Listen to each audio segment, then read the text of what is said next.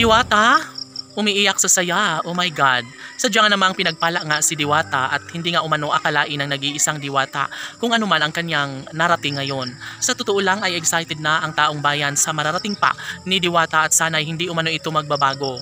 Si Diwata ay hindi maarte at sadya nga namang si Diwata ay nariyan lamang patuloy na nagpapasaya sa kanyang mga tagahanga. Of course, kahit ano pa man ang mga paninira kay Diwata, sabi nga nila na hindi umano sila maniniwala sa mga bashers dahil sadyang nararamdaman na nila sa aura pa lang ni Diwata ay sadyang tunay nga naman na talagang true no ang pagkatao ni Diwata. Of course, hindi na magbabago pa ang kanilang pagsuporta para sa taong ito dahil deserve umano nito na mas magiging tagumpay, magiging maligaya sa buhay no. Kahit ano pa man ang pagsisikap ni Diwata at pagkakatagumpay ay maaari na magkaroon talaga ng walang hanggang kaligayahan sa kanilang mga fans. Although marami ang naninira, ngunit alam nyo ba na si Diwata ay talagang namang pilit niya pa ring ibinabangon ang kanyang sarili at wala na umano siyang dapat pang ipaliwanag sa mga bashers dahil nariyan siya ipinapakita ang katotohanan na nagmamahal rin siya sa kanyang mga fans no. Of course sa kanyang mga customers, sa kanyang Paris Overload na talaga nga namang want to sawa, araw-araw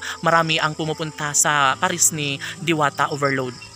Sadyang nga namang kakaiba si Diwata no at sadyang hindi na nga umano magbabago pa ang kung anuman ang mga paninira ng mga bashers laban kay Diwata. Sa totoo lang, marami ang nagkakagusto kay Diwata na suportahan at mamahalin at syempre deserve lamang din naman ni Diwata na magkaroon ng magandang buhay no. Syempre mas mahalaga pa rin kay Diwata na nakatapak ang kanyang mga paa at patuloy niyang ibabahagi ang kasaganahan sa kanyang buhay. Araw-araw nariyan si Diwata sa kanyang pwesto sa Diwata Paris Overload at nangangarap ang lahat na sana'y makakarating at matikman ang kanyang pares at Chicken Joy na siyang nagbibigay kaligayahan sa lahat.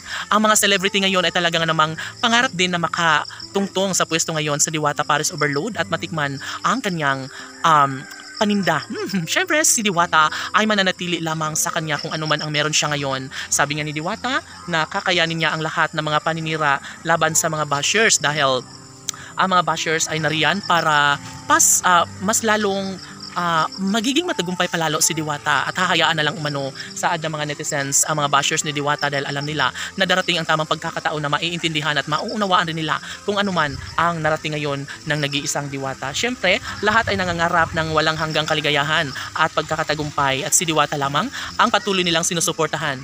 Mananatili ang isang magandang pagkakataon lalo na of course si Diwata kailanman ay iibig at iibig pa rin siya sa kanyang hangarin na magtagumpay. At sana nga ay tigilan na lang si Diwata sa kanyang hangarin na mas magiging matagumpay sa kanyang buhay bilang Diwata Paris Overload na handang magpapasaya sa taong bayan.